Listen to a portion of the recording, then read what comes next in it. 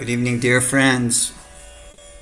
Welcome this evening's session of Tales from the Bhagavata Purana, Srimad Bhagavatam. And one of my favorite, we'll be talking about from the fourth canto of the Srimad Bhagavatam. We'll be talking about the exploits of Dhruva Maharaj, one of my favorite, the boy prince who achieved liberation through the practice of Ashtanga Yoga. Before we begin our discussion, I want to thank Jai Krishna and Sid for your wonderful support all these years, especially you, Jai Krishna. Thank you so much for being with me in our journey back home, back to God. And thank you, Sid. Let's chant the mantras of gratitude and respect and appreciation for our teacher or teachers, both our Shiksha and Diksha, those who are illuminating our path with the torchlight of knowledge. And I would like to offer my deepest condolences for all of the disciples of His Holiness Gopal Krishna Maharaj upon his departure from this world. I am certain such a devotee of high standard, high caliber devotion is firmly situated at the lotus feet of Lord Krishna. And my respects to Gopal Krishna Maharaj, who has always been very, very kind to me whenever I visited people in Delhi and Vrindavan. Always very kind and very accommodating. Perfect art for him, and we lose another wonderful Vaishnava who inspires so many thousands of people. So this class is in honor of Gopal Krishna Maharaj and this chant.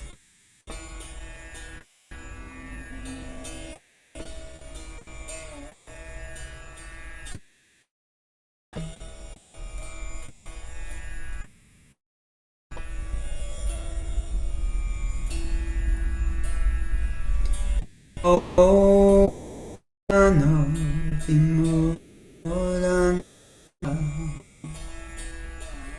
Gunanjana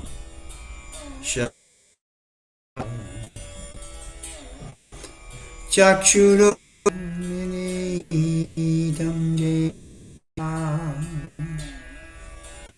Tasmai Sri Guruve Tasmai Sri Guruve Namah Sri Chaitanya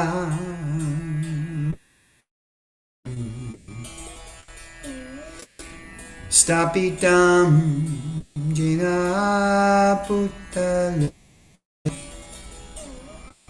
Swayam Rupa Kadam Tadati Swapadantikam Namayo Vishnu Padaya Krishna Prestaya Putale Srimate Vedando Swami Namine Namaste Sati Devi Gauravani Charine Nibhishesha Shunyavadi Postyatyadishat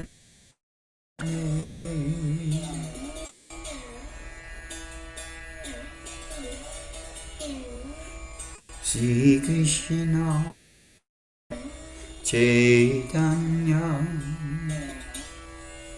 Prabhu Nityanando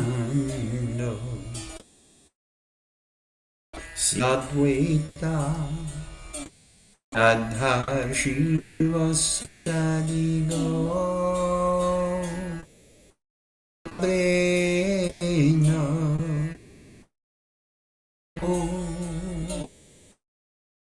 Bhakta Breno Hare Krishna Hare Krishna Krishna Krishna Hare Hare Hare Rama Rama Rama Rama Hare Hare Krishna Krishna Hare Hare Rama Rama Hare Hare.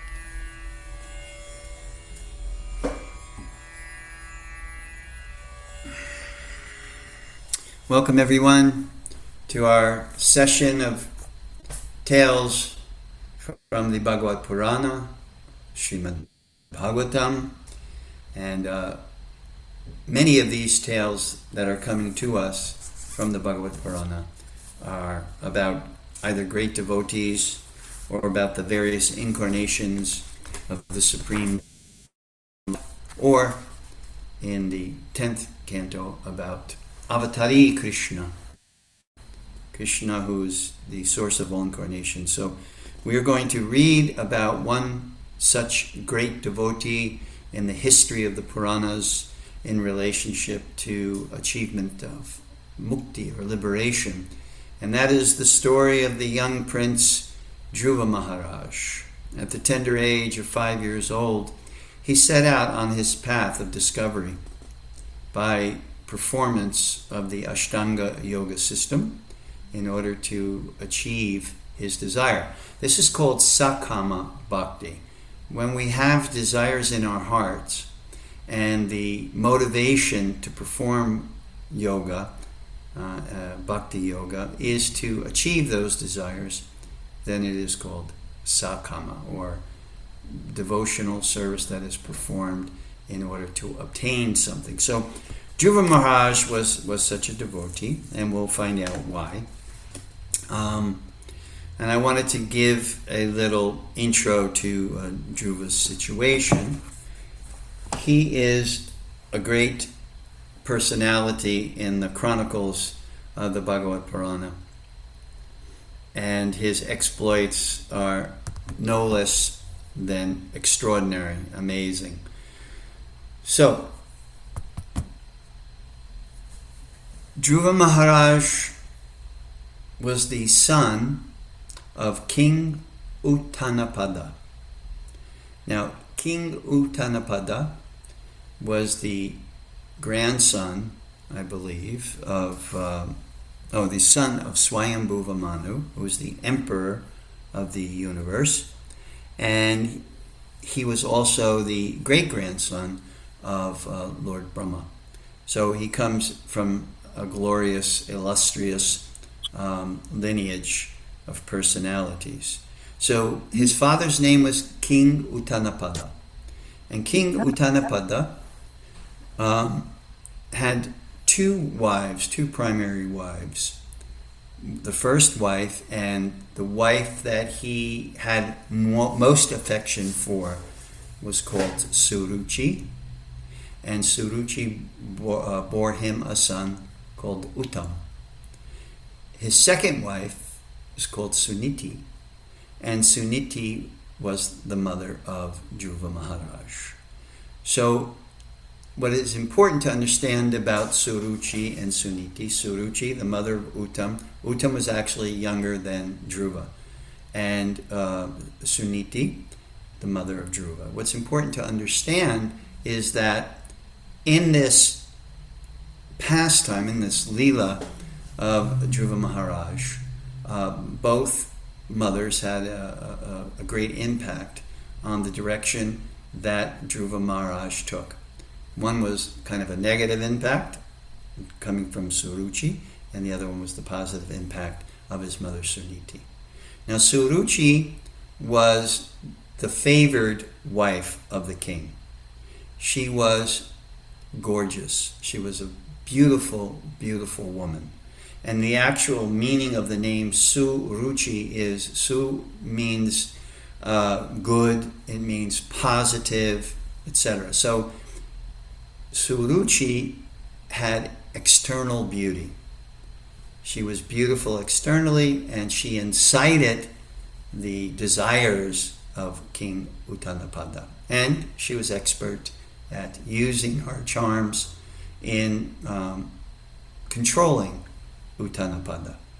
So in this particular case, Suruchi, the queen who controlled, who had the affection of the king, who had the ear of the king, and had the control of the king. Mm-hmm. So she represents, and her personality, her character was external beauty. Suniti, on the other hand, Su, again, means positive or good. It's a Niti is in reference to ethics. So she was she wasn't nearly as beautiful as Suruchi, so she did not excite or incite the desires of Uttanapada because he was king and a worldly man. But she was a very ethical, devotional lady, a model personality, both as a woman, as a wife, as a devotee. So,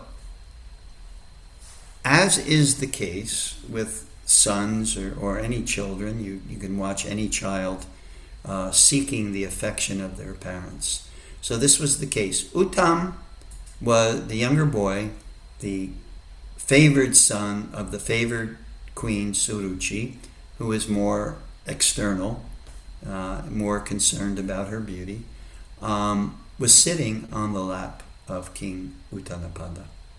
Now, quite naturally, when Dhruva Maharaj saw this, he also wanted the affections of his father.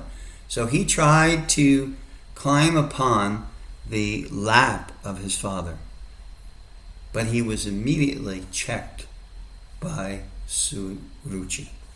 Suruchi, remember, his stepmother, the first and foremost of the queens.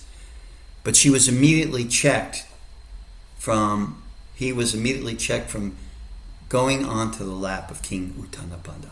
Now, how is this? Why is this? He's the son, just as Uttam is the son.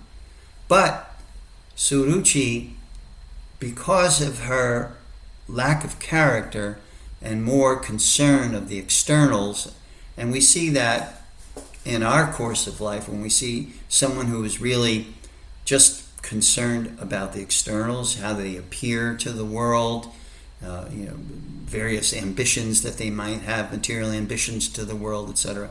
We see that sometimes they may not be on their best behavior. They may not project themselves in a way. So Suruchi was both prideful and she was an envious person. So when she saw Dhruva Maharaj trying to obtain an equal position to her son, her envy and her pride came out in full force. She immediately stopped Dhruva Maharaj. Why are you doing that? You are not from my womb. You are not the favored son coming from the favored queen. So therefore, you should not. You should understand your position. And Dhruva, of course, he did not understand this. This is my father. I want to show and receive affection from my father. How is this possible? So, in this way, Dhruva Maharaj persisted, and so did Suruchi. So, first she spoke in a very prideful way. I am the favored queen, Suruchi said. And if you want to achieve an equal footing to Uttam, my son, then you have to do what Uttam has done. He has come to this world through my womb. So first, you must worship the Supreme so that you can pass away and take birth in my womb. And then, and only then, because I am the favored queen, then the king will show you special favor. But unless and until that time, then you are not to be shown favor. Now, you can imagine the hurt. I mean, when people say things, I think we discussed this last week, when people say things that are hurtful, that really penetrates the heart more than anything else. You know, sometimes when people do things that are hurtful, they're more easily forgiven than when they say things that are extremely hurtful. Especially, you know, if it's denigrating, if they put you down or they criticize you in harsh ways. So this whole attack, verbal assault on Dhruva as a 5-year-old boy had a great impact on him. Immediately, he began to tremble. What was his trembling? It wasn't in fear. He was a Kshatriya. There was no fear. His trembling was in anger. And the frustration. Imagine the frustration, because why? Not only were the words spoken by Suruchi, but the words were not counteracted by the father. In other words, the mother or the stepmother could have said something harsh, and it would have been somewhat, he would have been somewhat pacified by the words of his father correcting his stepmother. If his stepmother said to, King Uttanapada said to the stepmother, no, it's okay, you know, he's also my son, let him come up at the mountain. But that did not occur. The king, because he was her puppet, simply remained quiet. He did not say anything. And he did not say anything, and this hurt Dhruva even more. So the words that were coming from her lips were like arrows, and arrows which pierced the heart. And it's one thing to have the heart pierced by an arrow, but it's another thing when you pull the arrow out, because then there are scars. So in this way, Suruchi told Dhruva, no, do not get on his lap. You are not worthy of his affection. The only way you'll be worthy of his affection is by taking birth by the mercy of the Supreme, by the worship that you'll perform to the Supreme. To achieve that position, then you will be able to be in a favored. So Dhruva, hearing those words, penetrating his heart, feeling the scars of those hurtful words, became very, very angry, and he sought out his mother, who is Suniti. Now Suniti is quite the opposite of Suruchi. While Suruchi was a very external person, concerned with her looks, concerned with her position, her status, Suniti was just the opposite. Just by virtue of her name, it indicates positive ethics. So it means that she was a person that was ethical. She was a person that had the characteristic of compassion. So Dhruva, in his anger, in his hurt, he sought out his mother, Suniti. And when he found his mother, he was still so angry and crying. His face was full of tears. And he went to his mother and he sat on her lap, and she said, What happened? What has caused you to be in such a distraught condition? And immediately some of the people that were present at that exchange between Suruchi and Dhruva explained to Suniti, Dhruva's mother, what had occurred. And immediately the pain that her son felt she felt. When someone is compassionate, when someone is empathetic or empathic, they feel the suffering of others. That's why it is such a great quality, empathy, compassion, because one can genuinely feel how the other person is suffering and can relate to that suffering in a meaningful way. Sometimes people have no compassion or no empathy for others. They simply, what another person is feeling, why they're feeling that way, goes right over their head. And they can't display any kind of support or empathy which would help that person get through those trying times. But Suniti, as per her name, moral, compassionate, ethical person, she immediately understood. And she began to stroke the head of her son, Dhruva Maharaj. And she said, and in fact, Suruchi was correct in her direction to you. She said that you should go and you should worship the Supreme Personality of Godhead. That was the true statement of Suruchi. Because anything that we achieve, any position, any status, anything that we achieve is by the mercy of the Supreme. We see, I was having a discussion with a friend of mine. He did not really fully understand, because he's a Christian and he's very, a very devoted Christian, and he did not understand the position of the demigods. So we were having a discussion about the demigods. He used the word God, gods, and I qualified that by saying demigods, because they're not really the supreme, but they are actually manifestations of the potency of the Supreme. So we discussed about that, and I was telling him that everyone's potency, whatever it may be, comes from the Supreme. Ishvara Paramakrishna Sachidananda Vigraha Anadir Adir Govindam Sarvakara Karanam. That he's the cause and the source of everything.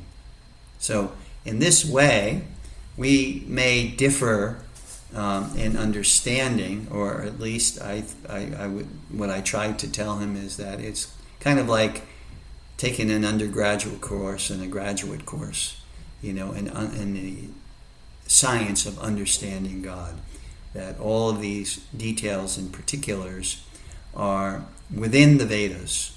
The detailed knowledge about who God is and what God's potencies are, and who the demigod, what are these various other personalities, what they do in service to God. All of these things are there, and they're not so much dealt with in books like the Bible or the Quran or the Torah. But in the Vedas they are. So it gives us a good understanding, a little further, a little deeper understanding of God and his potencies. So in this way, we can understand that anyone, King Uttanapada, as the son of Swayambhuva Manu, and all the whatever potency or power he has as a king to rule a vast kingdom, he is being invested with the potency coming from the Supreme. So this is important, because the position of the king, as Krishna says in the Gita, yad yad acharati shreshtas tatat eve taro jana. And that means whatever person in leadership does, common men will follow. Whatever they do, all the world pursues or follows in that way. So it's a very important position to be in, and the only way that one can fulfill the role of leadership, in other words, provide the kind of guidance and example in an ethical and spiritual way, is to be a Rajarshi. Rajarshi means Raja, king, and Rishi, saintly. So it's saintly king. In order to fulfill the duty or the responsibility of a Kshatriya, of a king particularly, then one must have both characteristics, both the characteristics of a Kshatriya, and in the Bhagavad Gita it describes that heroism, courage, generosity, leadership, these are qualities of a Kshatriya. They must not only have that, because we've seen in the course of history that there were leaders who were courageous and heroic and showed leadership, but they did not have the rishi part, the saintliness part. So therefore, they were prone to commit all kinds of atrocities, not only towards their own people, but towards opposing elements. A Rajarshi is concerned about the well-being of the citizenry. And when we speak about the well-being of citizenry, we're not just talking about humanity. We're talking about all species. We see in the example of Ram, King Lord Ramchandra. Lord Ramchandra, when he finally, after 14 years of exile, assumed the position of king of Ayodhya, he was very concerned about his citizens, and he would hold weekly court, a weekly court where people can come and they can express their feelings to Ram, or their troubles or their complaints, whatever. And Ram would listen, and Ram would deal with it in a very just manner, even to the point when one person complained about, he was telling his wife that, you cannot stay in my house if you don't act in a chaste way. I'm not like Ram. I'm not keeping Sita, because she was kidnapped by Ravana, and she's considered unchaste. I'm not like that, so you should get out of my house. When Ram heard that the citizens were thinking like that, he was very thoughtful about his duty and his responsibility towards his citizenry. So this is the position of a king, that he has to be very concerned. The whole battle of Kurukshetra was what was that about? That was about the Pandavas' concern for what would happen to the citizenry of their kingdom if Duryodhana and his brothers took over. And it was very clear that if Duryodhana took over, and because he demonstrated, a willingness to assassinate, to perform any kind of dastardly deed in order to take over the kingdom, even though by rights his father Dhritarashtra was just an interim king, put in that position because of the premature death of King Pandu, until the Pandavas were of age. Because that was the case, Dhritarashtra's responsibility was to make sure, to guarantee that the Pandavas were taken care of and trained properly so that they could assume the throne. So when Duryodhana showed his colors and plotted against them in any way that he possibly could, it was clear, it was evident that he was not worthy to be king and to protect citizenry. And that is why the Battle of Kurukshetra took place. The Pandavas really did not want to fight.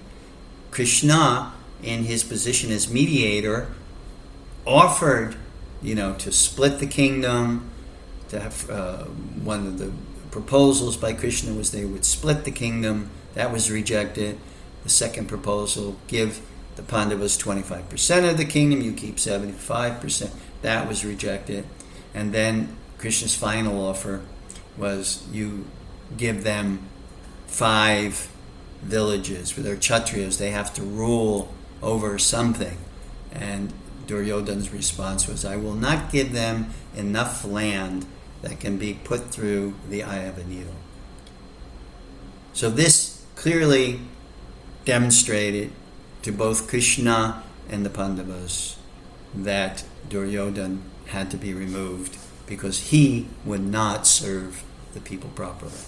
So Uttanapada, as a king, he should have been strong. As Dasarath, when his wife Kaikeyi gave her petition that he fulfill the 2 promises that he made to her on the battlefield when she nursed him to health, Dasarath should have said, those are unjust promises, they are not dharmic promises, even though he misinterpreted dharma to mean that he had to fulfill his promise to her. But the actual request of Ram not being king and Ram being exiled was not dharma. He should have refused. And actually, later on, prior to Ram leaving, he tried to change, and Ram said, no, I gave you my word. This is what your request was. I gave you my word. So what we see, in the behavior, the characteristic of a Kshatriya is very exalted. Dhruva was a Kshatriya. So he was hurt by these words, and he asked his mother what to do. And his mother says to him, well, she's right in that anything that you want, you can only get by the mercy of the Supreme. So you must go and you must worship the Supreme Lord. In the meantime, Narad Muni, who is Trikalagya means aware of, the ability, the mystic power to be aware of the past, the present, and the future. So because Narad Muni was a great personality, and I believe last week we spoke about Narad Muni and who he is and the greatness of him, he understood what was going on in King Uttanapada's kingdom, and he appeared on the scene, as Dhruva was lamenting to his mother, and his mother was encouraging him to seek out the Supreme Lord to get what he wanted. So Narad Muni approached Dhruva, and he said to Dhruva, why are you lamenting so deeply?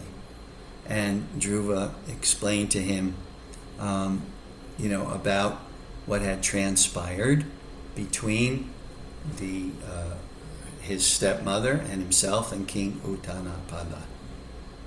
So Narad Muni, knowing the mind of Dhruva Maharaj, knowing his Kshatriya nature, is one of the characteristics of Kshatriya is to be extremely determined, extreme determination. Nothing can sway them or make them waver from the determination. Wanted to test Dhruva. So what he did is he said to Dhruva, you should not worry about this.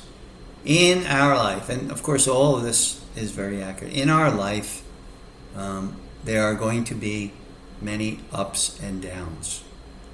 And what does a devotee do when he comes in contact with the ups and downs of life?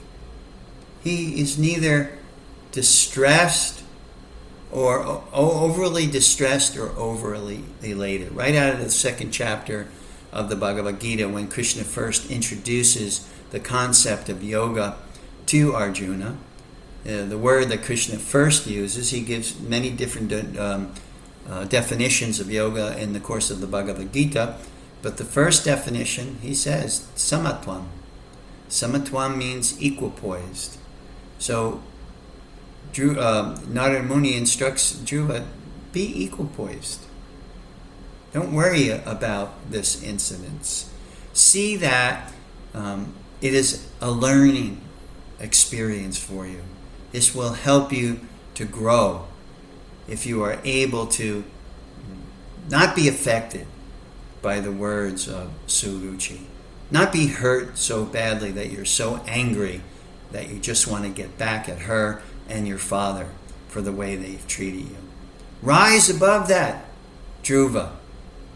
So Dhruva considered the wise words of Narada, and he said, in all honesty, Narada Muni, he showed him, of course, the deepest respect, because Dhruva was of fine character, noble character.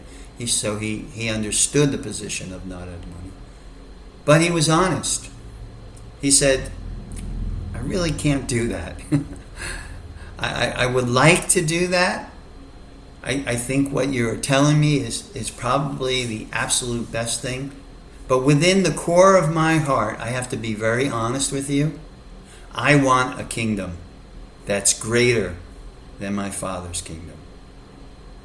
I really can't just let it slide and whatever happens accept as my lot in life, my fate, my destiny.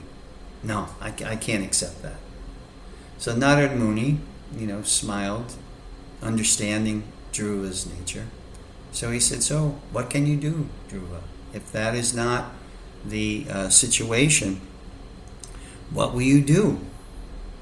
So Dhruva Maharaj's path was to take to the path of mystic yoga. This is what he had determined. I will take the Ashtanga yoga path.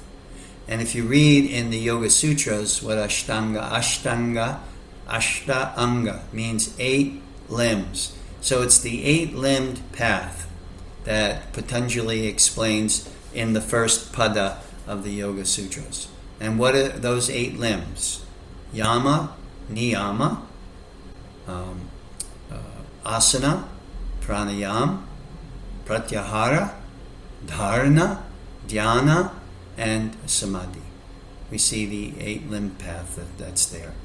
And yamas and niyamas means how you interact with yourself, how you interact with the outer world, doing it properly, following principles of ahimsa and truthfulness and celibacy and all these different characteristics and how one should behave properly. Because Patanjali says if you don't act like this, putting into effect yamas and niyamas, then you will not be able to practice yoga. And then he talks about asana and pranayam. So asana and pranayam primarily is nowadays in 21st century humanity, most people consider yoga to be asana, the various asanas that are out there, and even proper breathing, the pranayam. But according to Patanjali, yogas chitta vritti narodaha, yoga means to calm the mind, to make the mind peaceful, so that one can enter into a state of concentration, deep meditation, and ultimately single-pointedly fixed on your object of meditation. So this is the path that Dhruva Maharaj, can you imagine? 5 years old. And this is the path that he's going to take. So Narada Muni takes, he's instructing him, Dhruva has this idea in mind, I'm going to perform this. One of the things that Narada Muni gives him, he said, every man should act like this. When he meets a person more qualified than himself, he should be very pleased. When he meets someone less qualified than himself, he should be compassionate toward him. And when he meets someone equal to himself, he should make friendship with him. In this way, one is never affected by the threefold miseries of this material world.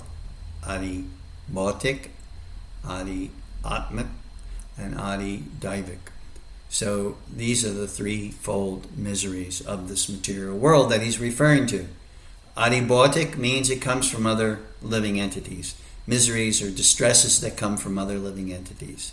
Adi Atmik means the miseries that come from mind and body. That, when we have mental disturbance or physical disturbance, etc.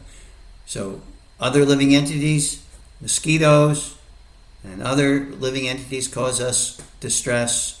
The mind, the body causes us distress. And Adidaivik, natural disturbances like hurricane or tornado or tsunami or any one of the natural disturbances that are there. These are considered the threefold misery. So Narada Muni gives Dhruva a series of instructions to help him to become more peaceful. But when Dhruva insists on his inability to give up this desire, so many desires, that the path of equilibrium, samatvam, that Krishna mentions in the second chapter of the Bhagavad Gita, was too advanced for him. Dhruva finally states to Narada Muni, I want a kingdom that is the greatest kingdom, far greater than my father Uttanapada's kingdom, far greater than any kingdom that exists. He wanted to fulfill his desire for a kingdom, and that was the motivational force behind Dhruva's drive to go and to perform Ashtanga Yoga in the forests of the outside world there. So when Narada Muni sees Dhruva's persistence in terms of what he wanted and how he wanted to achieve it, Narada Muni says, okay. He instructs him, go to Madhuvan, the great forest in the Vrindavan area, and by the waters of the Jamuna River, which is also known as Kalindi, you should take 3 baths daily, because the water there is very auspicious, sacred, and clear. After bathing, you should perform the necessary regulative principles for Ashtanga Yoga, and then sit down on your asana, which means, in this regard, it means sitting place. Asana actually means to sit comfortably. Doesn't mean so many different postures. In fact, when you look at yoga from this perspective, from the perspective of asanas, when you think about the Hiranyagarbha Yoga Darshan of Lord Brahma, there was only a few asanas, maybe a dozen at most, and that was kept throughout society, the yoga world, for many years, until later on, when we get to the 1500s, and even later than that, when the British came, because the British actually influenced yoga practice, hatha yoga practice, with calisthenics. So many things were added to the mix of yoga asanas. But yoga asana really means the sitting place, to sit comfortably, to sit in a posture that will facilitate meditation. That's really what the yoga exercises, according to Krishna in the Bhagavad Gita and according to Patanjali in the Yoga Sutras, is the purpose of asanas. So Narada Muni tells him, you follow the principles of Ashtanga Yoga, yamas, niyamas, asana, pranayam, pratyahara. Pranayam is the breathing, because the breathing in conjunction with the mind, the breathing can calm the mind down. Pratyahara means the senses, to withdraw the senses from the sense objects. That means instead of always projecting your senses outwards, you now bring them inwards. Pratyahara, to go within. And then when one practices pratyahara, withdrawing the senses in, as the tortoise withdraws its limbs into its shell, then the next step is dharana. And dharana means concentration. So in small increments, as one progresses and progresses and progresses, then one is able to focus and to become highly concentrated. Now Dhruva, at 5 years old, is going to Madhuvan, the forest in Vrindavan, on the banks of the Jamuna River, and he's going to practice yamas, niyamas, asana, pranayam, pratyahara, drawing the senses within. And if you have a child or ever raised a child, the very concept of a child withdrawing their senses within is like unbelievable. I mean, I have a very bright 9-year-old boy, but everything's always coming out. I mean, his senses are strong, his mind is strong, his speech is strong, and it's always coming out. He's always acutely aware of the outside world and interacting with it. And that's very normal. That's normal for a child. So when you think of a 5-year-old performing Ashtanga yoga and withdrawing the senses within, this is like unbelievable. And then from dharana, from concentration, once you're able, concentration means intermittently being able to focus on your alambana. And your alambana means your object of meditation. Intermittently, little bits and pieces are you able to do it. Sometimes, like our japa, if you chant japa, and sometimes you're on fire, you're really hearing the Maha Mantra, you're touching the beads and feeling that touch, you're hearing the Maha Mantra, if you have, some kind of visual aid, in my house, I have a whole gallery of Krishna art. I have an altar to Lord Nrsimhadev. I have an altar, Gaur-Nitai altar, and I have Jagannath, Baladev, and Subhadra. So, you have visual aid. So sometimes you're able to, in bits and pieces, lock into it, into the sound, or into the sound, into the sight, and sometimes it goes away, but you have to pull it back. So dharana means that intermittent, you have spurts of concentration, and the more you practice, your sadhana. Patanjali describes sadhana as something that you perform regularly over a long period of time. So you perform your acts of devotion. For bhakti yogi, there's 9 processes in bhakti yoga: hearing and chanting and remembering the Lord and serving the Lord's lotus feet, and etc. There are 9 different processes. So we get to do that. But eventually, in meditation on the Maha Mantra, we get into what the next step will be dhyana, and that's actual meditation, when for a longer period of time you're absorbed, and ultimately leading to complete absorption in your meditation, which is called samadhi. So that was Dhruva's quest, to perform Ashtanga yoga so that he could come in contact or connect with the Supreme Lord, so that he could get his king of all from the Supreme. So quite a challenge.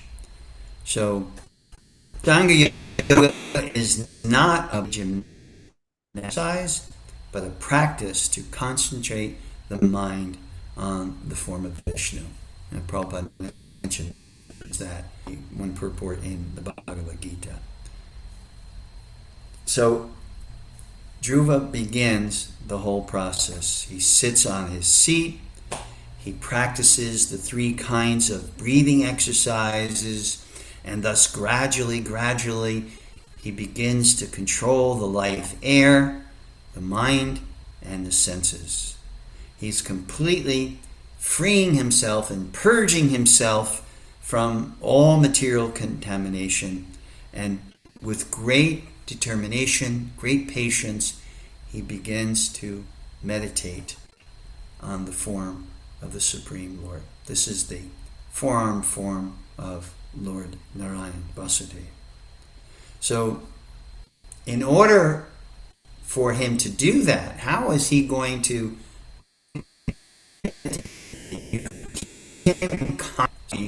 in his instructions to Maharaj, when Narada Muni understands that this is Dhruva Maharaj's goal, not Dhruva Maharaj a very elaborate description of the Supreme Lord, the lightning yellow undergarment, the garment, the lightning yellow garment, the wild flowers that he wears around his neck, his mukut, his peacock feather, his four-arm form with the conch, the lotus, the club, and the chakra, and he gives very great detail. So by hearing, it's really important for us to understand the effectiveness of hearing. Hearing creates impression. Anything that you hear creates an impression. That's called samskara. Samskara means what you take in with your senses creates an impression in the mind. Now it becomes the duty and the responsibility of the yogi to place oneself in a position where the maximum amount of positive samskaras, in relationship to the Supreme comes in and creates that sattvic mind, that mind in the mode of goodness. In this way, when the mind becomes more sattvic and the characteristics of raja or passion and tamagun, ignorance, start to slowly dissipate, just as when the sun rises, the fog dissipates. So when the sun rises of remembrance of the Supreme Lord and meditation on the various features of the Lord, the pastimes of the Lord, when Leela is there, Nama, first the name, Guna, the quality and characteristics, Rupa, the form, Leela, the pastimes. These, in terms of Bhakti Yoga, are what is our alambana, what are our objects of meditation in relationship. So, because of Narad Muni's instructions to Dhruva about what the Supreme looked like, Narad Muni was able to fix that. And the more he meditated on his alambana, his object of meditation, which was the Supreme himself, he became that feature of the Lord became within his heart. He actually, by that. So what happened? What was the progression of Dhruva Maharaj's practice of Ashtanga Yoga? In the first month, Dhruva Maharaj ate only fruits and berries on every third day, only to keep his body and soul together. If any of you have ever practiced any sort of fasting, you know what it's like to fast. I mean, I have a tough time even on Janmashtami when I have to fast all day. Or if you do Nirjala Ekadasi, you realize, when you're getting to the later portion, later time in your fast, things start getting intense. The senses start developing their desires, and you may become a little, depending on your nature, of course. According to Ayurveda, there are certain dosas that don't do very well by fasting. Vata dosha, and even Pitta has a little difficulty. Kapha can meditate this way, but according to your dosha, of course, the degree of difficulty is greater or lesser. But this is what this boy was beginning in the first month, right? He only ate fruits and berries on every third day. In the second month, Dhruva Maharaj ate only every 6 days. And for his eatables, he took dry grass and leaves. So he went from eating fruits to maintain his body every 3 days to only eating dry grass and leaves every 6 days. In the third month, he drank water only every 9 days. Thus he remained completely entranced and worshipped the Supreme Personality of Godhead, who is adored by selected verses. In the fourth, Maharaj became a complete master of the breathing exercise, and thus he inhaled air only every 12th day. By the fifth month, Maharaj Dhruva, the son of the god, controlled so perfectly that he was able to stand on only one leg, just as a column stands, without motion, and concentrate his mind fully on Param Brahman, or the Sun. When Dhruva Maharaj thus captured the Supreme Personality of Godhead, who is the refuge of the total material creation and who is the master of all living entities, the three worlds began to tremble. Imagine, Dhruva Maharaj was envisioning the Lord as the Lord of the universe. So his alambana of the Supreme Lord was the Lord of the universe, so he became fully enmeshed in meditation on the Lord of the universe. Therefore, the powers, Patanjali describes this in the third part of the Yoga Sutras, that the powers of your object of meditation become the tanmatra, the subtleties of those powers.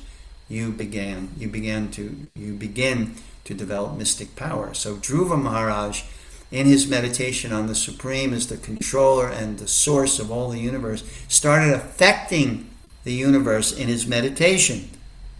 The three worlds began to tremble.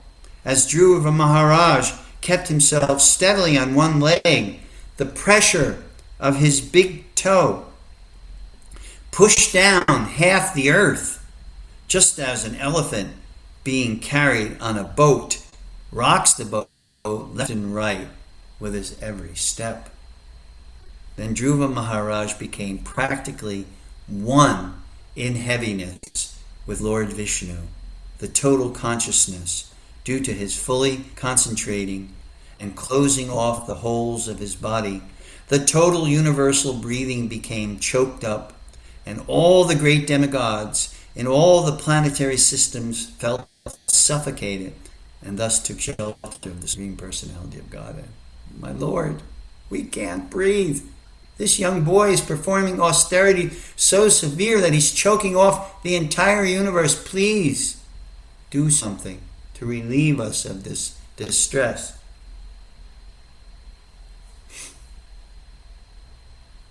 The great sage Maitreya told Vidura, when the demigods were thus reassured by the personality of Godhead, Vishnu reciprocated, responded to their petition and reassured them. Don't worry, go back to your planets, resume your duties.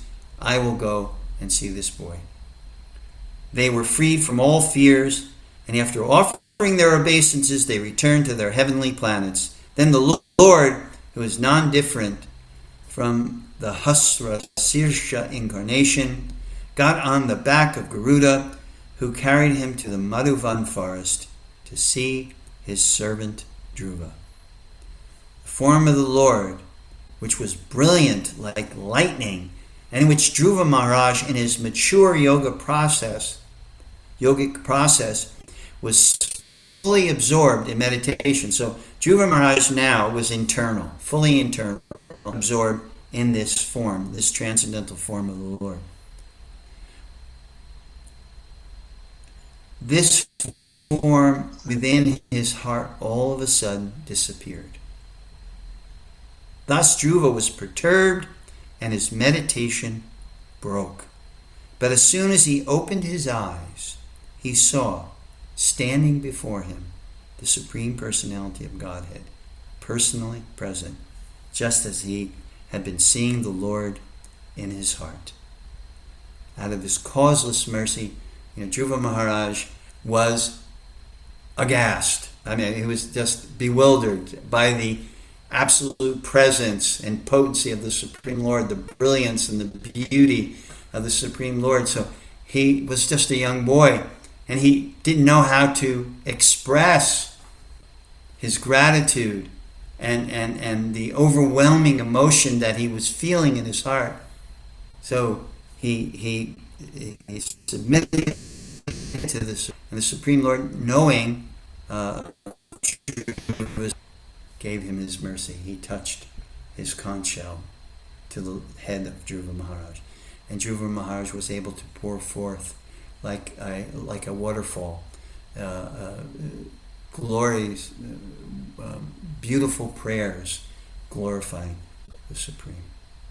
And finally, Dhruva Maharaj said, he realized by becoming situated in the personal association of Lord, he was totally freed from his material desires. And Dhruva Maharaj made the famous statement that I was seeking baubles of glass, but having your association by baubles of glass or little pieces of glass that looked like jewels, he was referring to his material desires of having this kingdom. So I was seeking that, the material kingdom, which is no more than pieces of glass compared to the real gem of your association. That is the real gem. That is the real purpose and goal of human existence. So he became free from his desire. The Lord, pleased by Dhruva Maharaj's prayers and purity of heart, even though Dhruva came to the realization that this is not really what I want. What I want is your association. The Supreme Lord, in his state of purity, Dhruva's state of purity, granted him an abode, a kingdom which was far greater than Uttanapada's kingdom. And that is the poles. It's called the pole star. You could see that, the North Star.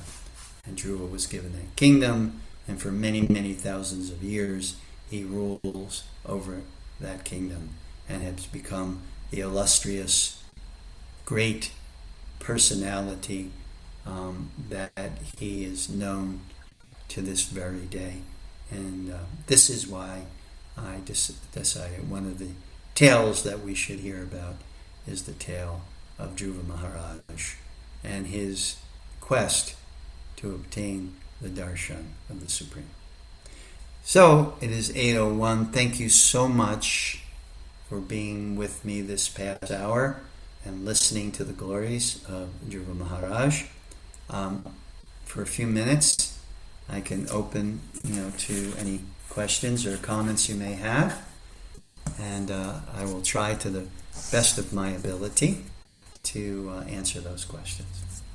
So if anyone would like to say anything, please feel free.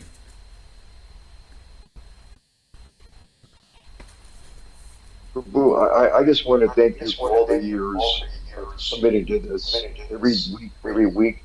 I've been listening consistently for 4 years, and I really appreciate it.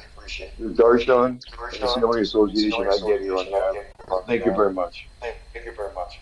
Why, thank you, Jai Krishna. It's also an honor to be all the seva that you've done. Of course, thank you. I greatly appreciate all the years that we have together when we were you're still in Dominican Republic. I was in Puerto Rico, and we were doing the chanting, and that was our saving grace during COVID and all the crazy times that we were there together there. So thank you for those words of appreciation. I greatly am touched by it. Thank you. Anyone else would like to make a comment? I just want to say thank you for your time and for the life. Thank you. You're welcome, Shenya. Thank you. Are you going to Ukraine? Yes, I'm still going. Well, if I don't see you before, I hope I will see you before that, but please have a safe journey, and always remember Krishna and never forget him. Thank you so much. I never forget, and I'm going to be devoted from the capital, Kyiv, and from Odessa. Thank you. I'm so excited. Thank you so much. Hare Krishna, Prabhu. Hare Krishna. Thank you. Maitreya, right? Harivo, Maitreya. Yeah, Jai Maitreya. Where are you from? I was born in Colombia. Oh, Colombia. Wow, bueno. Yeah, no, I'm local here in Delray, and I'm looking to widen my association with devotees. So I just want to ask you to add me to a WhatsApp group or a Telegram group that I know you guys share wisdom with each other for every week or something. I'm Yes. very interested, please. Yes. If can you take my phone number now and text me your information? And Yes. there's three things I can tell you about this week. Tomorrow night in Delray, we have a kirtan with yoga community. That Haribo. will be at 7:30. I can text you the address and all that, and Mm-hmm. get you onto the chat group there, so you know. On Friday night, my wife and I are hosting a kirtan at a local yoga studio in Deerfield Beach. You're welcome to come. It's called Ladies Stretch in Deerfield Beach. But I can give you the information, the specifics on that. And there'll be a very nice kirtaniya there. His name is Bhakta Justin. Very beautiful voice and singing. And I'll be doing some kirtan, speak a little bit. And then on Saturday night in Coral Springs, the third group that we're a part of, mostly Indian families, devotees, they hold a wonderful program every weekend. Sid, as you see there, Sid Block, he attends. My wife attends. Zhenya attends sometimes. So you're welcome to every and all activities that we participate in. Do you happen to know Ramachandra, who's also from Colombia? No. Yeah, well, he's a devotee. His name is Ramchandra. He lives, I think, in West Palm Beach, and now he, like you, he was looking to be connected. Now he's connected, and he comes to all of these activities. So, you know, you'll meet him. He'll probably be Thursday, Friday, and maybe even Saturday at those three events. But if you contact me, we're on Facebook, right? Mm-hmm. So I can exchange information with you and connect you in that Okay. way. Yeah, sure. Okay? Absolutely. Right? Okay, Lakshmi.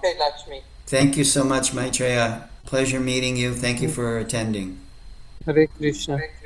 Hare Krishna, Bhakti Sid, and Bindu Madhava, my old friend from New York Temple. Ever since the 70s, we've been close and meaningful friendship with Bindu Madhava all these years. Thank you, Bindu, for taking the time out of your valuable schedule to attend class tonight. Appreciate it. All right. So until we meet again next Wednesday,